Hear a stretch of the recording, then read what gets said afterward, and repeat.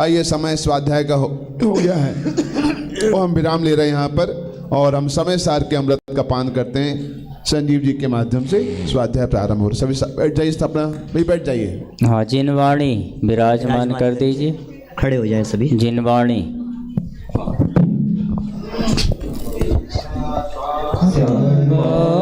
नए सट द्रव गुण पर आए और प्रमाणिका जड़ कर्म चेतन बंध का अरु कर्म के अवसान का कह कर स्वरूप यथार्थ जग का जो किया उपकारी है उसके लिए जिनवाणी माँ को वंदना सतबारी है, वंदना सतबारी।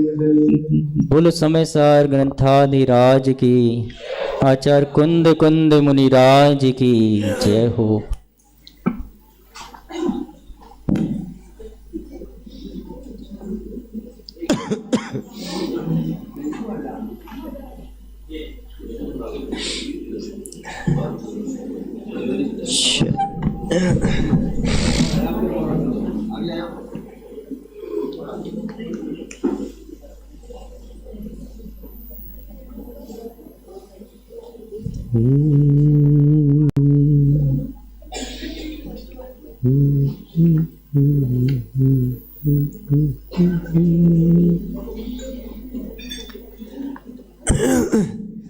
चलिए मंगलाचरण से बात शुरू करते हैं हम लोग।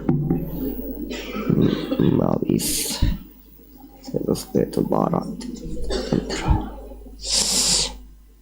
जय श्री ओम नमः सिद्धि।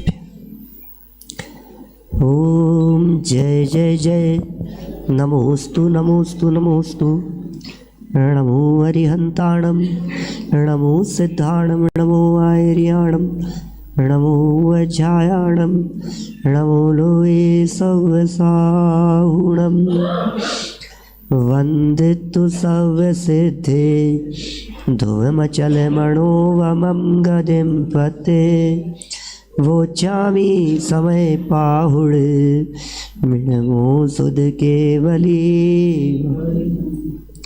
नमः समय साराय स्वानुभूत्या चकासते चित् स्वभावाय भावाय सर्वभावांतर जिन स्वानुभूति से गिरी मम स्वानुभूति मधिगिरी श्री विमल धारा जन श्रुत आनंद समता प्रवाह भावती रागादि विकल्प तोड़ माँ सरस्वती प्रतिभा वंदन दृष्टि निज में जोरी के दृष्टि निज में जोड़ी के। ग्रंथराज समय सार जी यहाँ विराजमान है। आचार्य कुंद कुंद स्वामी की यह दिव्य देशना, परम उपकारी रचना, एक एक शब्द अंतर गहराई से निकले हैं। हर शब्द में त्रिकाली आत्म तत्व ही झलकता है।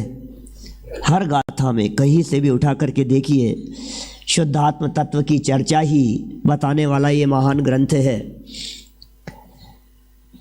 यदि ये समय सार ग्रंथ नहीं होता तो क्या होता? कहाँ लहते रहते अविचारी, ऐसी हालत होती। माने इस भरत क्षेत्र पंचम काल में समय सार ही वो महान ग्रंथ है जिसे अमृत चंद्र स्वामी ने जगत का अद्वितीय अक्षय चक्षु कह करके पुकारा। तभी पढ़ा था अपन ने कलश में। माने ये अद्वितीय चक्षु है, अद्वितीय चक्षु है, जगत का अद्वितीय चक्षु है। ये जगत को दिखाने वाला है कि हाँ, ये जगत को दिखाने वाला है। माने यदि आपको जगत को देखना हो, आपको यदि दुनिया को देखना हो तो समय सार में देखो कि समय सार में दुनिया भी दिखती है। क्या बात कर रहे हो? हाँ, समय सार में दुनिया भी दिखती है। ये कैसी दिखती है कि जो समय सार से दुनिया को देखते हैं, जो समय सार वाला चश्मा लगा करके दुनिया को देखते हैं, उन्हें दुनिया असली स्वरूप में दिखाई देती है। जिनकी निगाह पर, जिनकी आंखों पर समय सार का चश्मा चढ़ा होगा, उन्हें सच में वस्तु स्वरूप दिखाई देगा, उन्हें वस्तु दिखाई देगी, उन्हें पदार्थ दिखाई देंगे। उन्हें पदार्थों को देखने का तरीका ख्याल में आएगा कि इन पदार्थों को कैसे देखा जाता है। पुद्गल का पुद्गलत्वपना दिखाई देगा, जीव का जीवत्वपना दिखाई देगा, चेतन का चेतनत्व दिखाई देगा, जड़ का जड़त्वपना दिखाई देगा। ये समय सार देखने की कला सिखा रहा है, ये समय सार देखना सिखा रहा है। ये समय सार कह रहा है इस तरह से देखा जाता है, देखो जरा कैसे देखते हैं। इसलिए इसको जगत को देखने वाला अद्वितीय चक्षु कह करके पुकारा है। और जो इस समय सारमय या समय सार रूपी दृष्टि से नहीं देखते हैं, बोले उनके ऊपर मोह हावी रहता है और वे दुखी बने रहते हैं। तो ये क्या छोड़ें, क्या करें, समझ में तो आ गई पंडित जी सारी बात। अब ये बताओ छोड़ना क्या है और कैसे छोड़ना है। तो गाथा 34वीं 35वीं चल रही थी, यहाँ आज संपन्न कर लेंगे अपन यहीं पर, है ना। शिवपुरी में ये चर्चा संपन्न हो, है ना। 34-35 नंबर गाथा की एक बार गाथा बोल लेते हैं सभी लोग मिलकर के। बड़ी सुंदर गाथाएं हैं। कुंद कुंदाचार्य देव के वचन तो हमारी जबान पर आने ही चाहिए। सव्वे भावे जम्हा पच्चखाई परे तिणादूणम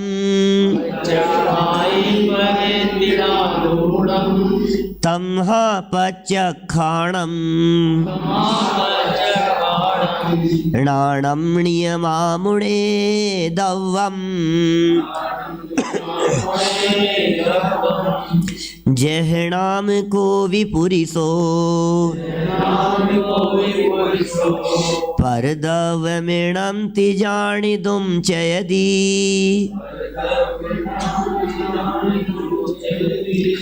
तह सवे परभावे णाऊण विमुञ्चदे नाणी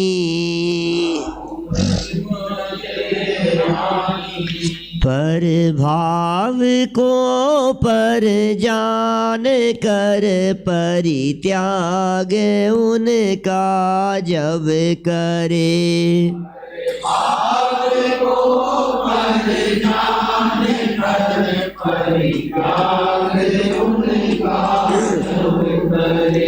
तब त्याग हो बस इसलिए ही ज्ञान प्रत्याख्यान है। तब त्याग हो बस इसलिए ही ज्ञान प्रत्याख्यान है। जिस तरह कोई पुरुष पर को जान कर पर परित्यजे,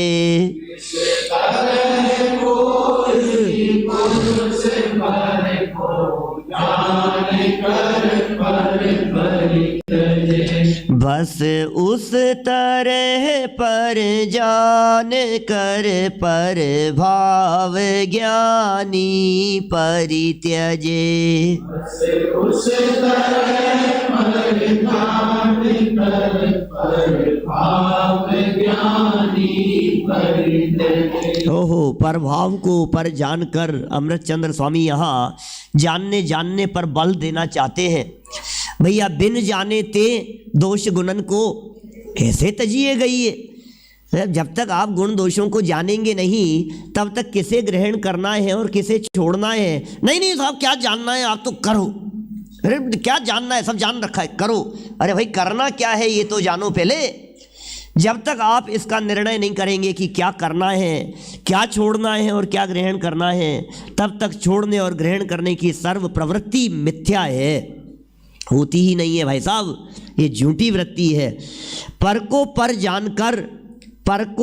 जानकर माने पर में परायेपन की बुद्धि जैसे ही होती है, स्वयं ही सज्जन पुरुषों के द्वारा त्याग हो जाता है। इसलिए जान करके चूंकि त्याग होता है, इसलिए कुंद स्वामी कहना चाहते हैं ज्ञान ही प्रत्याख्यान है। जान कर त्याग होता है, जाने बिना नहीं होता, जान कर त्याग होता है। इसलिए ज्ञान ही त्याग है, ज्ञान ही प्रत्याख्यान है। प्रत्याख्यान माने त्याग, तो ज्ञान ही प्रत्याख्यान है। और उदाहरण दे दिया 35 नंबर गाथा में, जिस तरह कोई पुरुष पर को जानकर पर का त्याग कर देता है कि ये पर वस्तु है, उसी तरह से ज्ञानी जीव भी पर भावों को जानकर कि ये मेरे नहीं है, स्वयं ही उन्हें छोड़ देता है। टीका में धोबी का उदाहरण देकर के बात कर ली थी, रिपीट नहीं करूँगा, कल चर्चा कर चुका था। थोड़ा आगे बढ़ेंगे हम लोग। श्री गुरु समझा रहे हैं, श्री गुरु बता रहे हैं। धोबी के दृष्टांत को इस सिद्धांत पर घटित किया था। श्री गुरु समझा रहे हैं, भाई तू जाग, तू उठ, तू देख तो सही, तू कौन है, भेद विज्ञान कर, सावधान हो। तेरा स्वरूप तो ज्ञान मात्र है, तू पर द्रव्य से भिन्न है, तू पर से भिन्न अपने चैतन्य तत्व को देखने का प्रयत्न कर। तू अपनी और पर की भली भांति चिन्हों से परीक्षा कर, चिन्ह देख, लक्षण देख, पहचान कर, ये नमक है, ये मिश्री है, ये फिटकरी है। निर्णय करना पड़ेगा आपको, ये बुरा है, ये नमक है। ये कैसे पहचाना आपने? लक्षणों से पहचाना। लक्षण देख करके लक्ष्य का निर्णय होता है। तुम्हारा लक्ष्य क्या है? आत्म तत्व की अनुभूति। तो आत्मा का लक्षण क्या है? बोले ज्ञान मात्र से प्राप्त हो यह आत्म अभिराम। एक आत्मा ज्ञान मात्र से ही प्राप्त होता है। देखिए ये सब चर्चाएं कल हम पढ़ चुके थे। अमृत चंद्राचार्य देव की आत्मख्याति टीका। आज ज्ञायक भाव प्रबोधनी में दादा क्या स्पष्टीकरण करते हैं, पूरा इन दोनों गाथाओं का क्या सार बतलाते हैं। 85 नंबर पेज, 85 नंबर पेज है। उक्त संपूर्ण कथन में एक बात पर विशेष बल दिया जा रहा है। जितना भी कथन किया है, क्या बल दिया जा रहा है कि जिस प्रकार यह पता चलते ही कि यह वस्त्र मेरा नहीं है, तत्काल ही त्याग भाव आ जाता है। ध्यान देना, त्याग भाव आ जाता है। बस त्याग भाव आ गया, इसका मतलब है त्याग हो गया। ऐसा छोड़ा तो है ही नहीं अभी कुछ भी, छोड़ा तो है ही नहीं अभी कुछ भी, कोई बात नहीं, छूट गया। आपको लगेगा कि अभी छूटा नहीं है, लेकिन अंदर से टूट गया। अंदर से परत्व बुद्धि आ गई, अंदर में परायेपन की बुद्धि आ गई। जैसे जगत में कहा जाता है ना, दंड बड़ो करतार को चित्ते दियो उतार। बस हो गया, खत्म, चित्त से उतर गया, खेल खत्म हो गया। अब कुछ दम नहीं है, अब अंदर से अपनापन टूट गया। ऐसे ही यहाँ कहना चाह रहे हैं, जैसे ही पता चलता है कि ये वस्त्र मेरा नहीं है, तत्काल ही त्याग भाव आ जाता है। जानने, पहचानने और त्याग भाव आने में समय भेद नहीं है। जैसे ही जाना, जैसे ही पहचाना और जैसे ही त्याग भाव हुआ, तीन बातें हो गई, ज्ञान, श्रद्धान और चारित्र।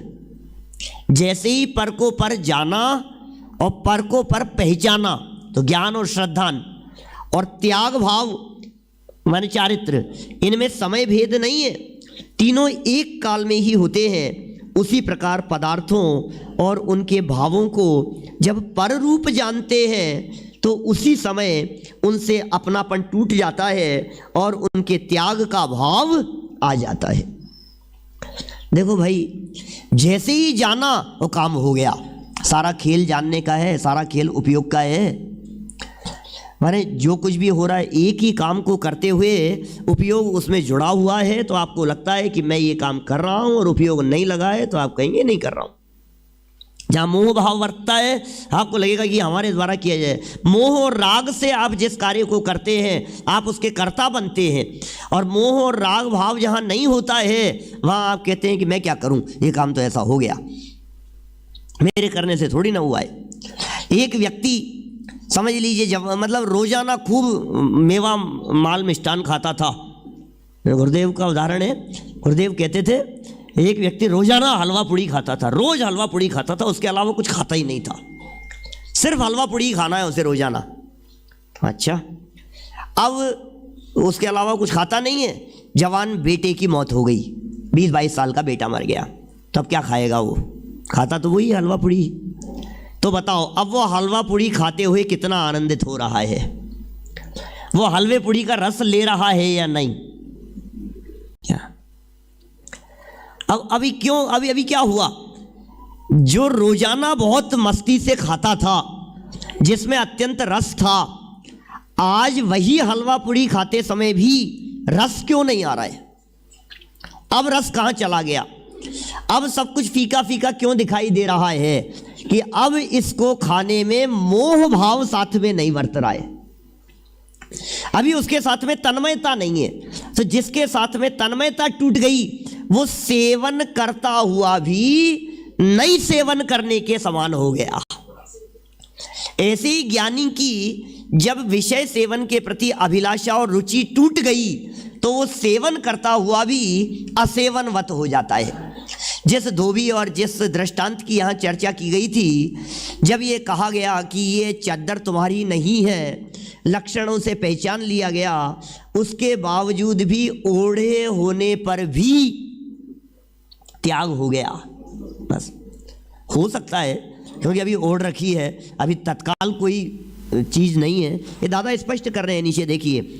यह बात अलग है कि तत्काल उस वस्त्र को वह व्यक्ति छोड़ न पाए, ये अलग बात है कि तत्काल नहीं छोड़ पाए, क्योंकि जब तक दूसरे वस्त्र की व्यवस्था न हो जाए, जब तक ऐसा नहीं हो जाए कि दूसरे वस्त्र की व्यवस्था हो गई है, तब तक लाज की सुरक्षा के लिए कदाचित उसे ओढ़े रहना पड़े, तो भी उसमें से अपनापन टूट जाता है, त्याग भाव आ जाता है।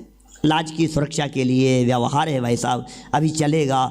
अभी ऐसा थोड़ी ना सम्यक दृष्टि हो गया तो सीधा सिद्ध हो गया है, अभी तो श्रद्धान में छूटा है, अभी तो अभिप्राय में बातें बदली है, अभी तो मान्यता बदली है। प्रवृत्ति जैसी होनी होगी उस तरह से होगी। अभी चलता हुआ दिखाई देगा, सब काम जगत के किया करें, सारे जगत के काम करते हुए दिखाई देंगे ज्ञानी, लेकिन मोह टूट गया है, अभिप्राय में बात बदल गई है। जैसे देखिए चलता हुआ पंखा चल रहा है, पंखा है कि लाइट है? लाइट है ना तो बीच में, पंखा नहीं है आपके यहाँ? वाह, बहुत बढ़िया है, बहुत बढ़िया। हाँ, बहुत बहुत अच्छा, बहुत अच्छा। तो जहाँ पंखे देखे तो हैं, घर में तो होंगे, मंदिर में तो नहीं है, अच्छी बात है, घर में तो है। तो जब पंखा चल रहा होता है, तो चलते हुए पंखे को जब आप स्विच ऑफ करते हैं, बटन बंद करते हैं, अब वो पंखा चल रहा है या नहीं चल रहा है? चल रहा है कि नहीं चल रहा है? आपने कहा पंखा बंद हो गया, बच्चा कहता है चल तो रहा है, चल तो रहा है, चलता हुआ दिख रहा है, लेकिन वो चलने के लिए नहीं चल रहा है, वो बंद होने के लिए चल रहा है। अरे बंद होने के लिए चल क्या रहा है? बंद ही हो गया है क्या? ये तो आंखें भले ही धोखा खा जाए, लेकिन सच्चाई तो यह है कि वो बंद हो गया है, वो बंद हो चुका है दिखाई देने के बावजूद भी। इसी तरह से ये सम्यक दृष्टि ज्ञानी जीव, जिसका मोह भाव टूट गया, जिसका दर्शन मोह चला गया, बोले अब ये मोक्ष हो रहा है। अरे मोक्ष हो गया क्या? ये चतुर्थ गुणस्थान वाला जीव अपने आप को मुक्त अनुभव कर रहा है, इसका मोक्ष हो गया है। कि अभी कहाँ, अभी तो जन्म मरण करेगा, अभी तो पता नहीं कितने 2-4 भाव धारण करेगा, अभी तो कितने भाव इसको लेने पड़ेंगे, अभी तो सब कुछ दिखाई दे रहा है, खाना पीना चलना। बोले नहीं भाई साहब, रस टूट गया है, अपनापन टूट गया है। ये बात यहाँ कह रहे हैं, कोई बात नहीं। कपड़े के प्रति परत्व बुद्धि हो गई, लाज बचाने के लिए ओढ़ रखा था, पहन रखा था, उसको अब ऐसे थोड़ी ना एकदम सब दे देगा और वो भी उगाड़ देगा। ठीक है, निर्णय हो गया। लाज बचाने के लिए हो सकता है सुरक्षा की दृष्टि से ओढ़े रहना पड़े, तो भी उसमें से अपनापन टूट जाता है, त्याग भाव आ जाता है। उसी प्रकार रागादि भावों को पर जान लेने पर, कि भाई साहब ये रागादि भाव पर है, सम्यक दृष्टि ने पर जान लिया है ना, रागादि भाव पर है, तो फिर सम्यक दृष्टि तो राग नहीं करता होगा, सम्यक दृष्टि तो मोह नहीं करता होगा ना। देखो राग और मोह में फर्क है। यद्यपि मोह शब्द का अर्थ दर्शन मोह और चारित्र मोह दोनों रूप होता है, लेकिन फिर भी जब राग के साथ में मोह शब्द का प्रयोग किया जाता है, तो वहाँ मोह का अर्थ अकेला दर्शन मोह ही जानना चाहिए। यद्यपि मोह शब्द दो रूपों में है भाई साहब, एक है दर्शन मोह और दूसरा है चारित्र मोह। तो दर्शन मोह माने तो मिथ्यात्व, उल्टी मान्यता, और चारित्र मोह माने राग द्वेष। तो जब राग द्वेष मोह कहा जाता है, राग द्वेष मोह ये तीन शब्द कहे जाते हैं, तो राग द्वेष माने चारित्र मोह और मोह का अर्थ मात्र दर्शन मोह। तो या मोह छूट गया, मोह छूट गया, जब ऐसा कह रहे हैं तो क्या भगवान हो गया है? मोह छूट गया तो, क्योंकि मोह तो 12वें गुणस्थान में छूटेगा, मोह तो 10वें गुणस्थान के अंतिम समय तक रहेगा, मोह तो शबक श्रेणी चढ़ने वालों के छूटेगा। आप कह रहे हैं मोह छूट गया, कि नहीं भाई, दर्शन मोह छूटने को भी मोह छूटना कहते हैं। ये कह रहे हैं उसी प्रकार रागादि भावों को पर जान लेने पर भी कुछ काल तक रागादि भावों का संयोग देखा जा सकता है, पर उनसे अपनापन पूरी तरह टूट जाता है। राग है लेकिन राग करने योग्य है, ये मान्यता नहीं है। राग तो है लेकिन राग का राग नहीं है, राग के प्रति तन्मयता नहीं है, राग के प्रति अपनापन नहीं है। ऐसा अपनापन पूरी तरह टूट जाता है। जब अपनापन टूट गया तो एक दिन वे भी अवश्य छूट जाएंगे। असली काम तो अपनापन छोड़ना ही था। हाँ, एक बात यह भी तो है कि उनसे अपनापन टूटते ही अनंतानुबंधी संबंधी राग भी नियम से छूट जाता है, क्योंकि मिथ्यात्व के साथ अनंतानुबंधी कषाय भी जाती ही है। अब देखिए, आप कहेंगे साहब मोह छूट गया, मोह छूट गया, तो दर्शन मोह छूट गया था, राग द्वेष तो नहीं छूटे। नहीं, राग द्वेष भी गए हैं, कि कितने अनंतानुबंधी संबंधी गए हैं। कुछ ख्याल में आ रही है कि आप लोगों के स्वाध्याय करते हैं क्या? कितने लोग स्वाध्याय करते हैं रोजाना? हाथ खड़ा कर सकते हैं क्या? कुछ पता तो लगे। अच्छा, और बाकी लोग नहीं करते हैं? कभी कभी करते हैं। चलो कोई बात नहीं, बहुत ही कम है, हाँ, हाथ कम खड़े हुए हैं, कोई बात नहीं। ये तो करने वालों की बात है। मैं कितने लोग, अभी मैं उल्टा पूछूंगा ना कि कितने लोग स्वाध्याय नहीं करते हैं, तो आपको लगेगा कि अरे किसी का ही हाथ खड़ा नहीं है, इसका मतलब सब करते हैं। देखिए यहाँ लिख रहे हैं, भैया अनंतानुबंधी का राग नियम से टूट गया मिथ्यात्व के साथ साथ। ऐसा नहीं है कि जिसका दर्शन मोह छूट जाता है उसका चारित्र मोह नहीं जाता है। अनंतानुबंधी संबंधी तो छूट ही गया है। अतः यह सुनिश्चित ही है कि श्रद्धा, ज्ञान और चारित्र की शुद्धि एक साथ ही आरंभ होती है। इनकी पूर्णता में काल भेद हो सकता है, पर आरंभ में, उत्पत्ति में काल भेद नहीं होता। कुछ बात समझ में आई क्या? बड़ी सरल बात कह रहे हैं। श्रद्धा, ज्ञान, चारित्र, इन तीनों की स्थिति घड़ी की 3 सुइयों की तरह है, जिनकी दिशा एक ही होती है। घड़ी में चलने वाली जो 3 सुई है, एक मिनट की है, एक सेकंड की है, एक घंटे की सुई है। जो सेकंड वाली सुई है वो तेजी से चलती हुई दिखाई देती है, जो मिनट वाली है वो चलती हुई दिखती नहीं है लेकिन कदाचित हिलती हुई दिखे, और जो घंटे वाली सुई है वो सुई तो चलेगी नहीं, हिलती भी नहीं दिखती और चलती भी नहीं दिखती है। लेकिन मैं आपसे पूछ रहा हूं वो चल रही है या नहीं? अच्छा, तीनों अलग अलग दिशा में चल रही है? तीनों एक ही दिशा में चल रही है। एक चलती दिख रही है और दूसरी चलती नहीं दिख रही है, लेकिन चल तीनों ही रही है और एक ही दिशा में चल रही है। इसी तरह से श्रद्धा, ज्ञान और चारित्र, ये तीनों ही सुइयां चलती जरूर है और एक ही दिशा में चलती है, सबकी दिशा एक ही है। ये लिख दिया यहाँ। पूर्णता में काल भेद हो सकता है, सर्कल पूरा करने में काल भेद हो सकता है उन सुइयों में। 1 सेकंड वाली जो सुई थी उसने 1 मिनट में ही चक्कर पूरा लगा लिया, जो मिनट वाली थी उसने 60 मिनट में पूरा चक्कर लगाया, और जो घंटे वाली सुई थी उसने 24 घंटे में पूरा चक्कर लगाया। वापस वहाँ तक पहुँचने में 24 घंटे लग गए उसको, कि 12 घंटे लग गए, ऐसा भी कह सकते हैं। 12 घंटे में भी दोबारा वहीं आ गई है। तो कितना लंबा टाइम लगा। लेकिन कहते हैं काल भेद भले ही हो सकता है, लेकिन उत्पत्ति में भेद नहीं है, आरंभ होने में भेद नहीं है, पूर्णता में भेद हो तो हो। आत्मा को जानना ज्ञान है, प्रत्याख्यान की चर्चा चल रही थी। आत्मा को जानना ज्ञान है और आत्मा को ही लगातार जानते रहना प्रत्याख्यान है। हो गया प्रत्याख्यान। राग छोड़ना था, राग का त्याग करना था, प्रत्याख्यान करना था। ये कैसे करें प्रत्याख्यान? बोले पर को पर जाना, इसका मतलब ये अपने को अपनापन, अपना जाना। पर से दृष्टि हटी, इसका मतलब उससे दृष्टि हटने पर वो स्वयमेव नष्ट हो गया, उस राग को जीत लिया गया। राग को जीतने की विधि राग को देखना नहीं है। हमने गुरुदेव के उदाहरण से आपको बात कही थी, कल परसों भी बात कही थी हमने आपको, और ये कहा था कि कौन से राग को जीतना है, बताओ तो सही, कौन से राग को जीतेंगे? भूत वाले को, भविष्य वाले को, कौन से को जीतना है? नष्ट करना है साहब, राग का भाव करना है, राग का भाव करना है, राग का त्याग करना है, मोह का त्याग करना है। कौन से मोह का त्याग करेंगे बताइए तो सही। अरे साहब पूरे इतने लंबे समय से मोह की जो संतति चल रही है, अरे संतति चल रही है लेकिन है कहाँ वो संतति? वो बैठी कहाँ है? जिस मोह के त्याग की बात कर रहे हैं वो मोह बैठा हुआ नहीं है, वो तो अपने आप नष्ट हो गया है। जिस पर्याय में राग भाव ने जन्म लिया था, उस पर्याय के नष्ट होने के साथ साथ वो सब नष्ट हो गया, स्वयं में भी मोह नष्ट हो गया। ये सब मिथ्यात्व का भाव करना है, मिथ्यात्व का तो करना है ना भाऊ जी, जय कुमार जी। वैसा मिथ्यात्व का तो नाश करना है।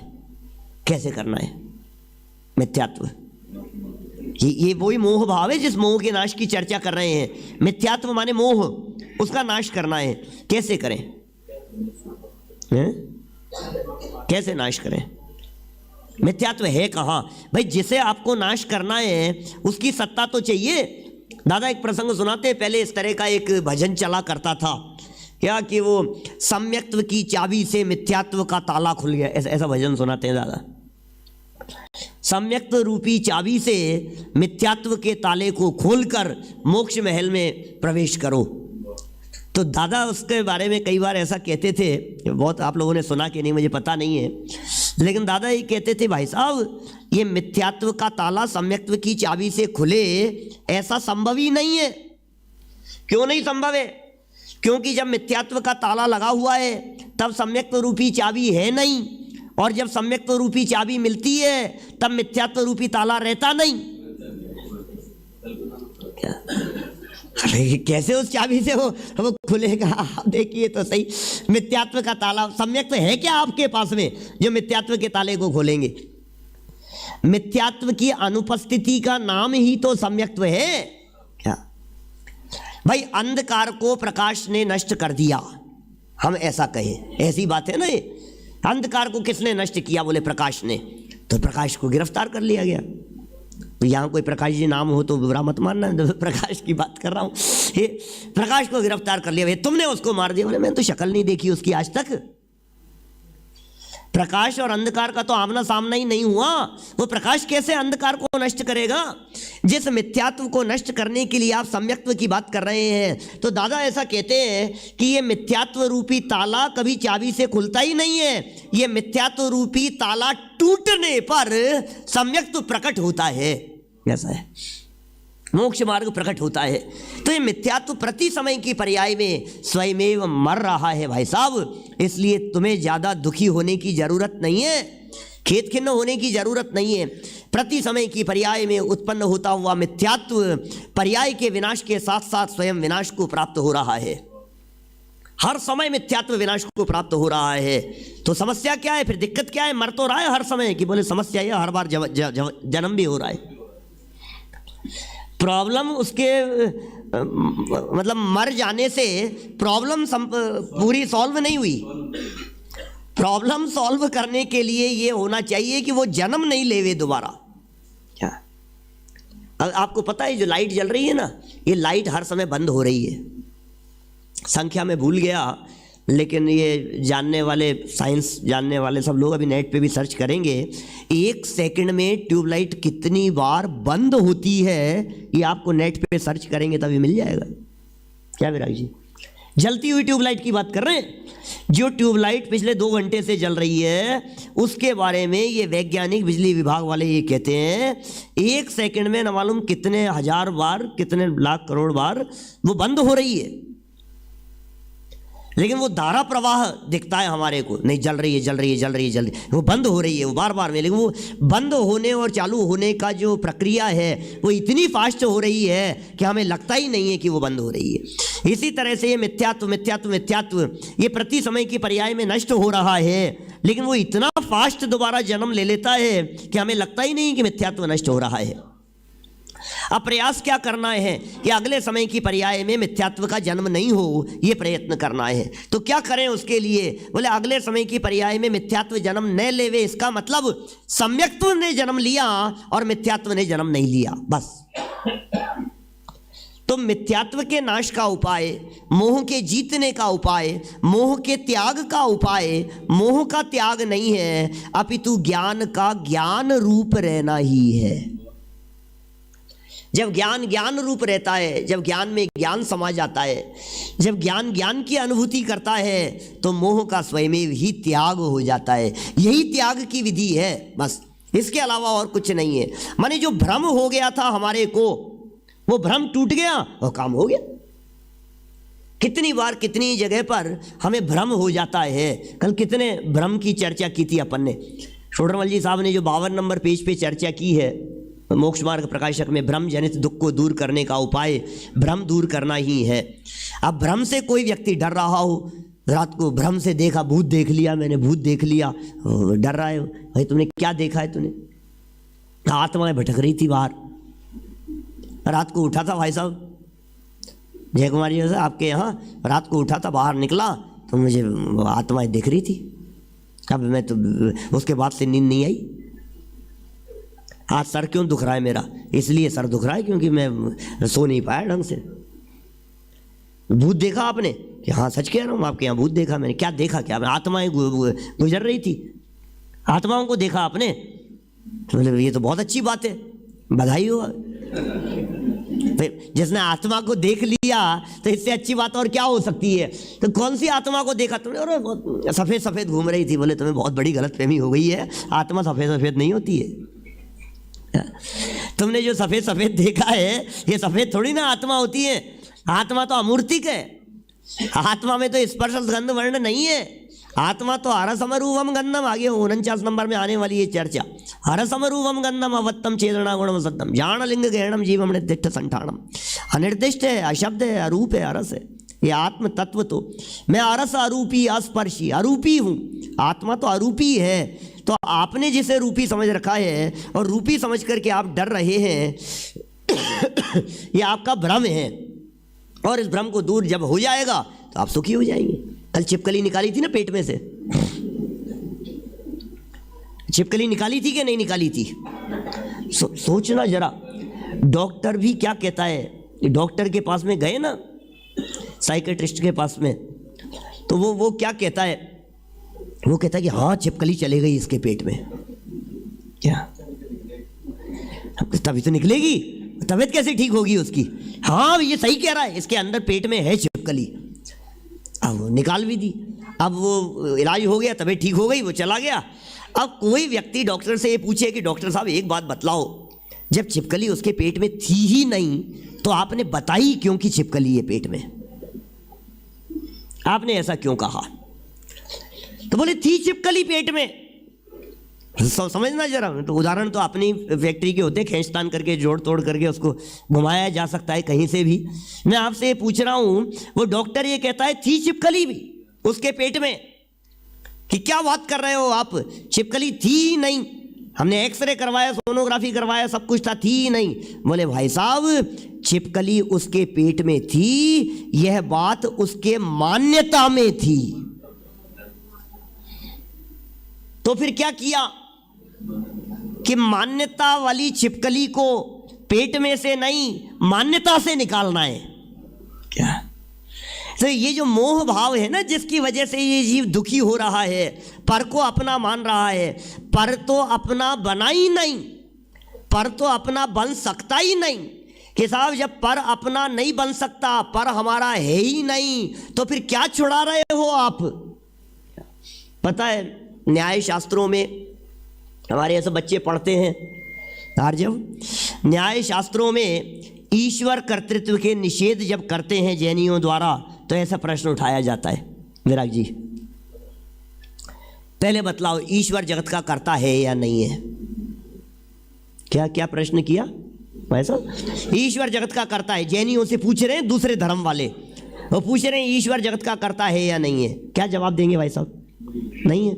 ने कहा नहीं है। तो फिर वो ये कहते हैं जब ईश्वर जगत का कर्ता है ही नहीं तो तुम निषेध किसका करते हो?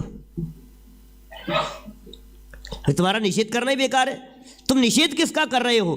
तो फिर न्याय शास्त्रों में आचार्य ऐसा जवाब देते हैं कि भाई ईश्वर जगत का कर्तापन का निषेध नहीं कर रहे, ईश्वर जगत का कर्ता है, ये जो जगत के जीवों की मान्यता में बैठा है हम उसका निषेध करते हैं।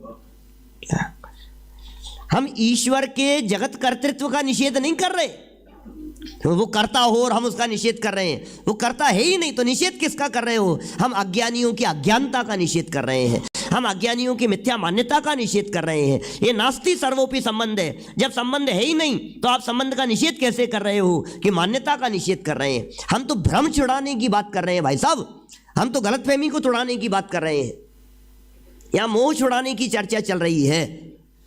जिस गलतफहमी की वजह से आप खेत खिन्न हो रहे हो, जैसे ऐसा होता है ना, पहले के ज़माने में गाँव में ये गेरुआ रंग करते थे, लिपते थे ऐसे दीवारों पर गेरुआ रंग, तो दीवार को पोतने के लिए एक लोटे में भर करके रखा हुआ था।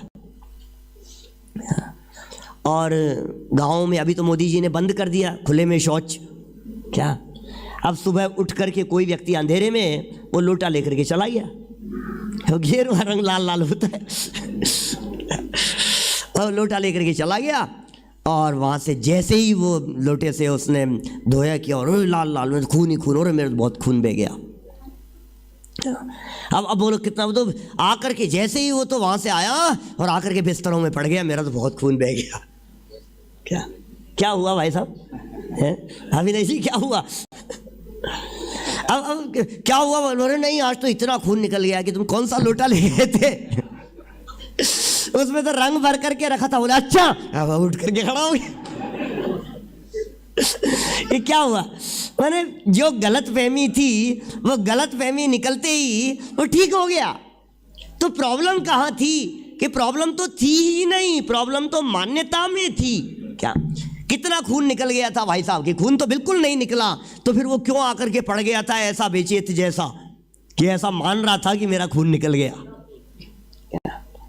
तो सुधार कहाँ करना है भाई साहब? यही तो सुधार करना है। पर के प्रति परत्व बुद्धि, ये पर मेरा नहीं है, ये जगत के पदार्थ मेरे नहीं है। बस ऐसी बुद्धि जिसके अंदर में आ गई, ऐसा यथार्थ रूप से जिसने निर्णय कर लिया, समझ लीजिए बस फिर उसको त्याग हो गया। तो जाना अपने आत्मा को जानना ये तो ज्ञान है, और आत्मा को ही जानते रहना। तो जो आत्मा को जानता रहता है, माने आत्मा में लीन हो जाता है, आत्मा में समा जाता है, तो जब ये जीव आत्मा में समा गया तब क्या हुआ? बोले राग उत्पन्न ही नहीं हुआ। इसी का नाम प्रत्याख्यान है, इसी का नाम त्याग है। ये लिख रहे हैं दादा यहाँ, आत्मा को जानना ज्ञान है और आत्मा को ही लगातार जानते रहना ये प्रत्याख्यान है। जानते रहो बस। देखिए अभी इसको मैं उल्टा करूं, अभी तो आत्मा को जानना और आत्मा को जानते रहने की बात कही है। इसी तरह से पर को जानना ये भी ज्ञान है, लेकिन पर को जानते रहना यह अपराध है। जानना स्वभाव है, अपने आप को भी जाने और पर को भी जाने, स्वपर प्रकाशक स्वभाव है। अपने को भी जानता है और पर को भी जानता है, लेकिन पर को जानने का रस यह अपराध है। पर को जानना स्वभाव है और पर को जानने की रुचि यह अपराध है। ये कह रहे हैं आत्मा को ही लगातार जानते रहना प्रत्याख्यान है, त्याग है, ध्यान है। इसी का नाम त्याग है, इसी का नाम ध्यान है।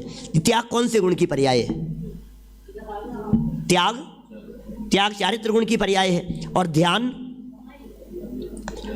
भी चारित्र गुण की पर्याय है। भाई ये सब चारित्र संबंधित है ना। ये तप है ना, तप।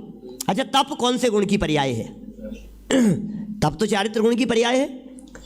तप चारित्र गुण की पर्याय है। क्षमा, मार्दव, आर्जवादी सभी, उसमें तप भी है, त्याग भी है, सब चारित्र गुण की पर्याय हैं। माने तप भी चारित्र गुण की पर्याय है, त्याग भी चारित्र गुण की पर्याय है। इन सबको हम चारित्र गुण की पर्याय कहेंगे। अब मुझे ये कहना है कि यदि ये चारित्र गुण की पर्याय है तो ये कहाँ होगा? समझना, हम जो त्याग कह रहे हैं ना सारे दुनिया भर में, इसको छोड़ो, ये इसका त्याग कर दिया, इसका त्याग कर दिया, इसका त्याग कर दिया। ये यदि सच में पर्याय चारित्र गुण की है तो त्याग भी चारित्र गुण में ही होगा ना। ज्ञान गुण की पर्याय कहाँ होती है भाई साहब? ज्ञान में। ज्ञान गुण की पर्याय ज्ञान में, श्रद्धा गुण की पर्याय श्रद्धा में, तो चारित्र गुण की पर्याय चारित्र में। ज्ञान आत्मा में होता है क्योंकि ज्ञान गुण की पर्याय है। श्रद्धा गुण की पर्याय है इसलिए आत्मा में होता है। दर्शन गुण की पर्याय है इसलिए आत्मा में ही होता है। तो चारित्र गुण की पर्याय है इसलिए आत्मा में होता है। अब चारित्र होता तो आत्मा में है लेकिन दिखता शरीर में। किसी भी व्यक्ति से चारित्र की चर्चा करो, दिल पर हाथ रख करके सोचना, जब जब चारित्र की चर्चा चलती है, जब जब त्याग की चर्चा चलती है, ये बहुत त्यागी है, आप क्या देखते हो? बोलो। जब ये देखा जाता है कि ये बहुत त्यागी है, अरे इन्होंने बहुत त्याग किया है, इन्होंने बहुत त्याग किया है, क्या त्याग किया है भाई साहब? क्या त्याग किया है बताओ तो सही। यदि त्याग चारित्र गुण की पर्याय है तो त्याग आत्मा में होगा, त्याग अंदर में होगा। त्याग आत्मा के चारित्र गुण की निर्मल पर्याय का नाम है, जिसे प्रत्याख्यान कह करके पुकारा गया है। अंदर में विकारी वृत्ति का त्याग और निर्मल पर्याय की उत्पत्ति, विकार का छूटना और निर्मलता की उत्पत्ति, इसका नाम यथार्थ चारित्र है। जब विकार छूट गया, चारित्र गुण की पर्याय जो विकार रूप से परिणमन कर रही थी, वो चारित्र गुण की पर्याय से विकार निकल गया और चारित्र गुण की पर्याय निर्मल परिणति रूप से परिणमन करने लगी। बोले हो गया चारित्र। अब कहते हैं सम्यक दर्शन और सम्यक ज्ञान तो आत्मा में स्वीकार करते हैं, और चारित्र कहते ही कैसे उठते हैं, कैसे बैठते हैं, कैसे चलते हैं, कैसे बोलते हैं, क्या खाते पीते हैं, ये दिखता है हमारे को। चारित्र के नाम पर यही दिखाई दे रहा है। सब अचारित्र है, कुछ भी चारित्र नहीं है ये। चारित्र के नाम पर आपको शरीर क्यों दिखने लगता है? चारित्र के नाम पर आपको प्रवृत्तियां क्यों दिखाई देने लगती है? चारित्र के नाम पर आपको जगत में उठापटक क्यों दिखाई देने लगती है? चारित्र के नाम पर आपको कपड़ा, दुपट्टा, चादर ये क्यों दिखाई देने लगती है? चारित्र के नाम पर आपको द्रव्यलिंग क्यों दिखाई देने लगता है? अभी अमृत चंद्राचार्य देव ने कलश दिया, बड़ा सुंदर कलश था सर्व विशुद्ध ज्ञान अधिकार के अंदर, जिसमें कह दिया द्रव्यलिंग। अरे द्रव्यलिंग तो जड़ की पर्याय है। यदि ये द्रव्यलिंग जड़ की पर्याय है तो हम आपसे पूछना चाहते हैं, फिर इस द्रव्यलिंग से मोक्ष मार्ग कैसे हो सकता है? ऐसा स्पष्ट शब्दों में प्रयोग किया अमृत चंद्र स्वामी ने, अभी पढ़ा है अपन लोगों ने। बोले कैसे आप इससे मोक्ष मार्ग कैसे मान रहे हो? इससे मुक्ति की प्राप्ति कैसे हो सकती है? 238 नंबर का कलश है। बोलो क्या साहब? मिथ्या दर्शन के साथ में मिथ्या चारित्र है। मिथ्या दर्शन के साथ में मिथ्या चारित्र है। देखिए मैं पढ़ता हूं यहां से। शुद्ध ज्ञानमय जीव के जब देह नहीं कही, तब फिर यह द्रव्यलिंग शिवमग कैसे हो सके? बोलो। एवं ज्ञानस्य शुद्धस्य देह एव न विद्यते, ततो देहमयं ज्ञातुं न लिंगम मोक्ष कारणम, न लिंगम मोक्ष कारणम, न लिंगम मोक्ष कारणम। ये द्रव्यलिंग मोक्ष का कारण नहीं है। मैं नहीं कह रहा हूं, अमृत चंद्राचार्य हैं आपके सामने बैठे हुए, या अमृत चंद्राचार्य देव कह रहे हैं न लिंगम मोक्ष कारणम। अरे भाई ये देह की प्रवृत्ति है, ये मोक्ष का कारण नहीं है। पीछे ऐसे ऐसे कलश दिए हैं, गजब कर दिया है अमृत चंद्र स्वामी ने। न मोक्षोपि मुमुक्षुताम, ऐसे शब्दों के प्रयोग किए। अरे भाई सामान्य जनवत्ते शाम न मोक्षोपि मुमुक्षुताम, सामान्य जनों के समान उन्हें मुक्ति की प्राप्ति भी नहीं होगी, मिथ्या भ्रम में उलझे हुए हैं। देखिए यहाँ तो प्रत्याख्यान के बारे में क्या निर्णय हो गया अपने को कि प्रत्याख्यान चूंकि आत्मा के गुण की पर्याय है इसलिए आत्मा में ही होगा। आत्मा को जानना ज्ञान है और आत्मा को ही लगातार जानते रहना प्रत्याख्यान है। त्याग है, ध्यान है। प्रत्याख्यान, त्याग और ध्यान ये सभी चारित्र गुण के ही निर्मल परिणमन है। ये सब चारित्र गुण के ही निर्मल परिणमन है। और फिर दादा आगे और विशेष कहते हैं, प्रत्याख्यान, त्याग और ध्यान ये चारित्र गुण के ही निर्मल परिणमन है, जो ज्ञान की स्थिरता रूप ही है। माने जानना ज्ञान और जानते रहना चारित्र। जानना ज्ञान का काम है और जानते रहना ये चारित्र का काम है। अतः ये ठीक ही है कि स्थिर हुआ ज्ञान ही प्रत्याख्यान है। बड़ा गजब का है ये। क्या गुरुदेव ने खूब खोला है इसको। स्थिर हुए ज्ञान की चर्चा गुरुदेव ने बहुत बारीकी से। अरे स्थिर हुआ ज्ञान, स्वरूप रमणता, स्वरूपे चरणम चारित्रम, स्वरूप में रमणता। जिस ज्ञान ने ज्ञायक को जाना और ज्ञान के द्वारा ज्ञायक को जानकर उसमें ही उपयोग स्थिर हो गया, केंद्रित हो गया, बोले हो गया चारित्र, हो गया प्रत्याख्यान। स्थिर हुआ ज्ञान, स्थिर हुआ ज्ञान बड़ा गजब का शब्द है। स्थिर हुए ज्ञान का मतलब क्या है? आज तक ज्ञान देखो, एक विषय को देखे तो स्थिर हो जावे और विविध विषयों को देखे तो अस्थिर रहे। स्थिरता और अस्थिरता क्या होती है? हमने कभी इसको देखा, कभी इसको देखा, कभी इसको देखा, कभी इधर कभी इधर, तो बोले स्थिर नहीं है। एक आत्मा को देखते रहे, बोले स्थिर हो गया। तो जो अस्थिर ज्ञान है वो विकल्प उत्पादक है। जो अस्थिर ज्ञान है वो राग को जन्म देने वाला है। और जो ज्ञान स्थिर हो गया, बोले स्थिर हुआ ज्ञान ही प्रत्याख्यान है। जब ज्ञान ज्ञान में स्थिर हो गया तो त्याग हो गया। ज्ञानम ज्ञाने प्रतिष्ठते, ऐसा 130 नंबर कलश में जैसी बात कही है। चलिए एक कलश और इसके साथ में जुड़ा हुआ है, उससे ये प्रकरण पूरा हो जाएगा। हम कलश लेंगे आगे वाला। अब आचार्य अमृतचंद्र कलश काव्य के रूप में कहते हैं कि दृष्टांत द्वारा जो ये बात समझाई गई है उसका प्रभाव क्षीण होने के पहले ही, अब प्रेरणा दे रहे हैं शिवपुरी से जाते जाते ही अंत में कह रहे हैं, क्या कह रहे हैं ये अमृतचंद्र स्वामी? ये कह रहे हैं दृष्टांत से जो बात समझा दी, सारी बात समझ में आ गई ना, मोह छोड़ने योग्य, सारी बात समझ में आ गई ना कि राग भाव छोड़ने योग्य है, विभाव भाव छोड़ने योग्य है। ये बात समझ में आ गई ना कि ज्ञान ज्ञान में स्थिर होना चाहिए। ये बात समझ में आ गई ना, लक्षण से पहचान लिया ना कि ये चद्दर मेरी नहीं है। दृष्टांत से इस बात को सिद्ध कर दिया ना कि मैं तो ज्ञान मात्र हूँ। ये बात समझ ली ना हमने कि हाँ सब समझ ली, समझ में तो आ गई सब समझ। सुनो सुनो अब क्या कह रहे हैं? ये कह रहे हैं दृष्टांत द्वारा जो ये बात समझाई गई है उसका प्रभाव क्षीण होने के पहले ही, प्रभाव क्षीण होने के पहले ही आत्मानुभव प्रकट हो जाता है, हो जाना चाहिए। आत्मानुभवन करने की प्रेरणा देने वाला कलश इस प्रकार है। 29 नंबर कलश है, 29 नंबर कलश बोलो। मालिनी छंद है। अवतरति न यावद् वृत्तिमत्यन्त वेगादनवम प्रभाव त्याग दृष्टांत दृष्टि झटति सकल भावे रन्नीये विमुक्ता स्वयमेव अनुभूति सावधानी भूवे। 29 नंबर कलश बोलो पद्यानुवाद बड़ा गजब का है।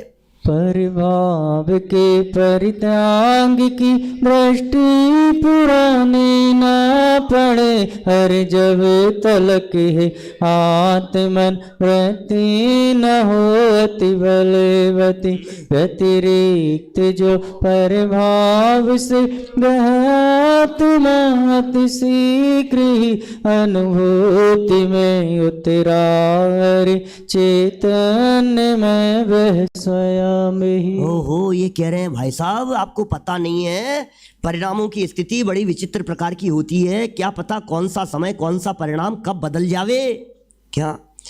इसलिए जैसे ही विकल्प आया तुरंत काम कर लेना चाहिए। जब तक ये दृष्टि पुरानी नहीं हो जाए, ये दृष्टांत दिमाग में चढ़ा हुआ है, अभी लोहा गर्म है चोट मार दो क्या, तुरंत काम हो जाना चाहिए। मिट्टी नरम है तो शेप दी जा सकती है, लोहा गर्म है तो उसे मोड़ा जा सकता है, शेप आ सकता है।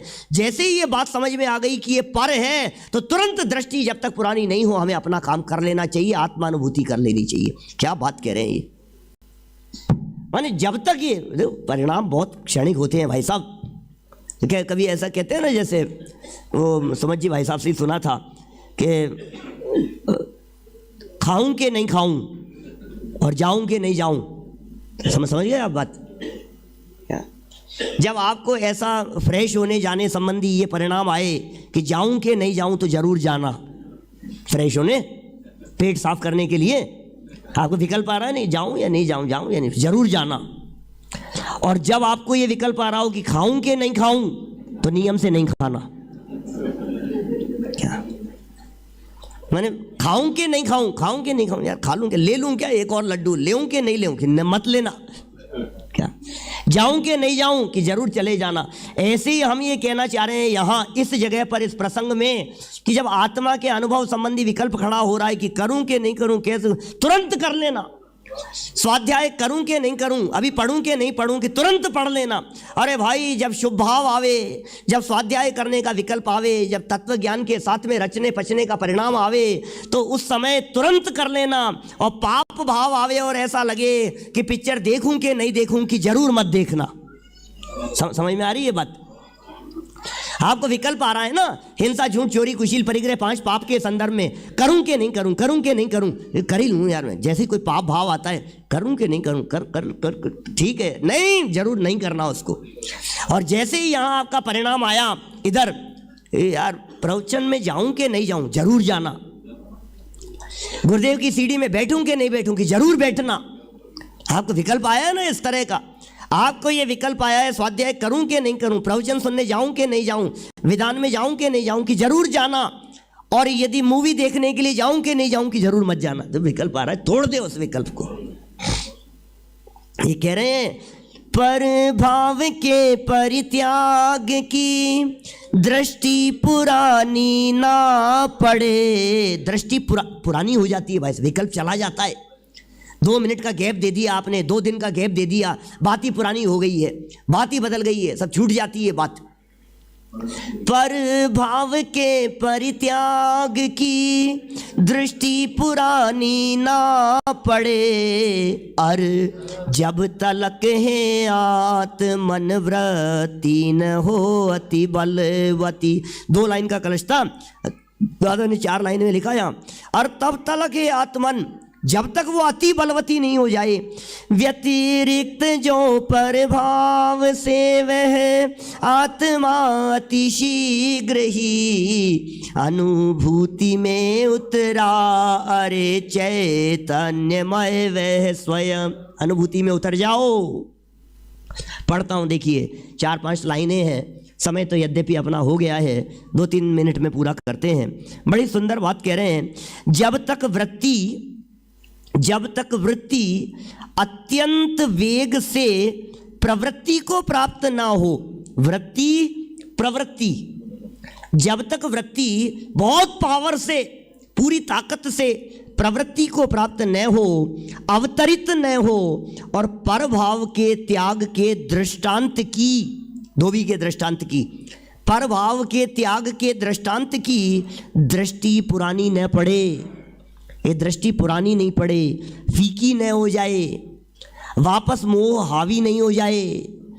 अभी हमने ये समझा है कि मोह मेरा नहीं है, अभी हमने ये समझा है प्रभाव मेरे नहीं है, कहीं ऐसा नहीं हो जाए थोड़ी देर बाद में मन फिर जाए और लगे नहीं नहीं यार मेरा ही तो है।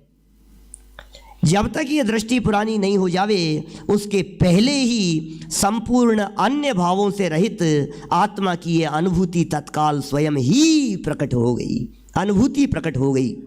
यहाँ प्रभाव का त्याग कैसे होता है, आत्मानुभूति कैसे प्रकट होती है, इस बात को आचार्य देव ने दृष्टांत देकर बहुत ही अच्छी तरह समझाया है। इसके लिए हमें निरंतर भेद ज्ञान की भावना को भाना चाहिए, नचाना चाहिए। आज तो हमने सन्यास की भावना को नचाया था अमृत चंद्र स्वामी ने। निरंतर भेद विज्ञान की भावना, भाव क्या करना है, अंतिम लाइन है ये इसकी, कलश पूरा हो गया। ये क्या लिख रहे हैं दादा, हमें निरंतर भेद ज्ञान की भावना को भाना चाहिए, निरंतर भेद ज्ञान की भावना को नचाना चाहिए। चिंतन की निरंतरता में से ही रुचि की तीव्रता होगी, भावना का प्रबल वेग स्फुरायमान होगा और आत्मानुभूति की भूमिका तैयार होगी। हो गई चर्चा। अब क्या करना है, समझने योग्य बात समझ ली अपन ने। शिवपुर का मार्ग खुल जाता है यहाँ से। क्या करना है, बोले भेद विज्ञान की भावना भाव, निरंतर भावना भाव, निरंतर भावना भाव। मैं कौन हूँ, पर कौन है, मैं कौन हूँ, पर कौन है, पर और मैं कौन, ऐसे भेद विज्ञान की भावना निरंतर निरंतर निरंतर। कि क्या होगा उससे, बोले इस भावना की निरंतरता से ही रुचि की तीव्रता बनेगी।